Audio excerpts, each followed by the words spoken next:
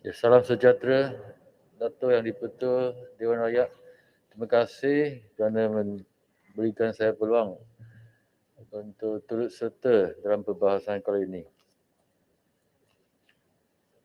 Ya, isu yang pertama, kita menjangkakan akan berlaku kenaikan harga rumah khususnya di bandar-bandar besar seperti di Kuala Lumpur. Dalam kenyataan yang dikeluarkan oleh Persatuan Pemaju Hartanah dan Perumahan Malaysia, beredar dengan nama singkat dia. Harga rumah berkediaman baru dijangka meningkat susulan kenaikan harga bahan binaan. Saya juga dimaklumkan bahawa kos bahan binaan seperti besi, kaca dan konkrit dan sebagainya telah naik sehingga 60% berbanding dengan harga sebelum pandemik COVID-19 dan boleh menyebabkan harga rumah menjadi semakin mahal. Oleh yang demikian, saya ingin mendapatkan penjelasan kenapakah kos bahan binaan boleh melonjak naik. Apakah langkah yang telah diambil oleh kerajaan untuk mengurangkan atau sekurang-kurangnya menstabilkan harga bahan binaan agar tidak berlaku kenaikan harga rumah dan memberi peluang rakyat berpendapatan rendah mampu memiliki rumah sendiri. Isu yang kedua, berkenaan program perumahan rakyat PPR nama singkat. Tujuan projek ini adalah bagi membantu keluarga miskin yang tidak mampu menyewa rumah dengan kadar sewa pasaran semasa. Mereka ditawarkan PPR dengan bayaran sewa serendah RM124 sebulan sahaja untuk satu tempoh yang tertentu, mungkin 4 atau 5 tahun. Jadi, pada tahun yang keempat atau 5, agensi kerajaan yang berkenaan sepatutnya perlu membuat bancian atau siasatan jika keluarga tersebut telah pun mengalami peningkatan pendapatan atau sara hidup. Jika didapati ada perubahan peningkatan, wajarnya mereka ini memberi peluang kepada pemohon-pemohon lain untuk menduduki PPR. Ini kerana saya mendapati terdapat keluarga yang telah menduduki PPR sehingga lebih 10 tahun dan mewarisi hingga ke 3 generasi. Sedangkan terdapat lebih daripada 10,000 permohonan yang baru yang masih menunggu tawaran sewa rumah PPR selama lebih daripada 10 tahun.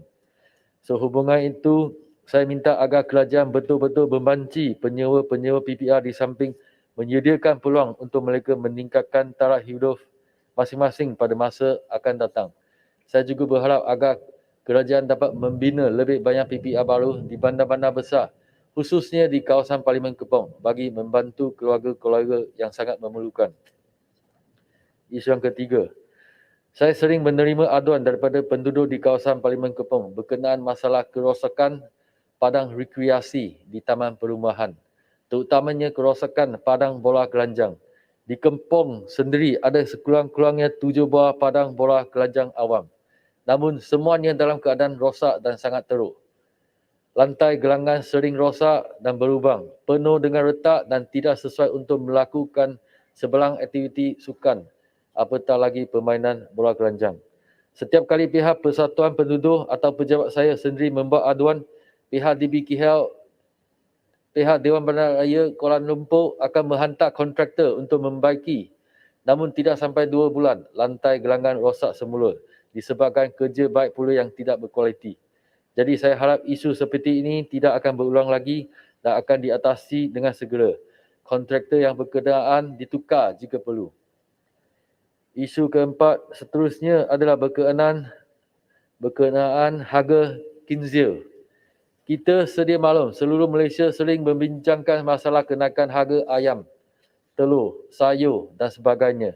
Namun, tiada pihak yang membincangkan masalah harga kinzil yang terus mengalami kenaikan 30% dalam satu bulan. Masalah ini bukan menjejaskan bangsa Cina sahaja, tetapi rakyat Sabah, Sarawak dan kaum-kaum lain turut terkesan dengan kenaikan tersebut. Chain reaction, dengan izin Datuk Yang di-Pertua. Kenaikan harga kinzil adalah meluas di pasaran. Jadi, saya berharap agar pihak kerajaan dapat memikirkan langkah bagi membantu menyelesaikan masalah kenaikan mendadak harga kinzil pada kebelakangan ini. Isu yang terakhir adalah banjir kilat yang teruk di Lembap Kelang semalam, melanda beberapa kawasan yang tenggelamkan beratusan kenderaan dan beribuan orang terperangkap dalam jalan raya, selain daripada kerugian harta dan wang yang belum dapat dikira. Menteri Air dan Alam Sekitar Yang Berhormat Kubang Kelian berkata, taburan hujan luar biasa selama 2 jam semalam menjadi punca banjir kilat ini. Persoalan saya kepada Yang Berhormat Kubang Kelian, adakah jawapan itu sahaja mencukupi? Selain daripada jawapan itu, apa lagi kerajaan boleh bantu para mangsa banjir kilat semalam? Saya juga terpanggil untuk bertanya kepada Yang Berhormat Kubang Kelian, apa pengalaman dan kelayakan Yang Berhormat Kubang Kelian dalam mengatasi masalah banjir, sedangkan negeri Kelantan beliau sendiri mengalami banjir bertahun-tahun tanpa sebelang penyelesaian. Menurut laporan berita, Kuala Lumpur dilanda banjir kilat sebanyak 48 kali dari Oktober 2015 ke September tahun 2020. Ini bermaksud banjir berlaku di Kuala Lumpur 10 kali dalam 1 tahun. Adakah ini salah satu ciri pusat bandar bertaraf world class? Kita mempunyai Menara Merdeka 118 tingkat yang kini jadi bangunan pencakar langit yang kedua tinggi di dunia. Tetapi longkang-longkang di sekitar menara itu tersumbat dengan sampah sarap dan jalan-jalan di sekelilingnya banjir apabila hujan lebat. Tiada peniaga asing yang waras akan melabur wang mereka di negara kita jika masalah banjir berulang sebanyak 10 kali setahun. Apabila terowong lebuh raya Smart Tunnel dengan izin siap dibina dengan kos 2 bilion ringgit pada tahun 2007. Kerajaan kata isu banjir di Kuala Lumpur diselesai dengan penuh. Kerajaan pada masa itu Kerajaan Barisan Nasional. Apa yang berlaku semalam dan pada bulan Disember tahun lalu adalah bukti yang jelas Smart Tunnel merupakan satu projek yang gagah. Saya minta kerajaan menjawab mengapa Smart Tunnel gagal mengatasi banjir setiap kali berhujan lebat. Saya juga minta kerajaan menubuhkan satu pasukan khas yang ahlinya terdiri daripada pegawai kanan pelbagai kementerian yang berkaitan dan ia dipimpin oleh seorang pakar banjir yang bereputasi tinggi di antarabangsa untuk mencari satu penyelesaian holistik mengatasi banjir kilat di Lembah Kelang dengan once and for all, dengan izin Yang Teratur yang dipertua. Itu sahaja pembahasan saya. Sekian, terima kasih. Terima kasih Yang Berhormat Kepung. Sekarang saya jumpa Yang Berhormat Penematang Pauh, 12 minit.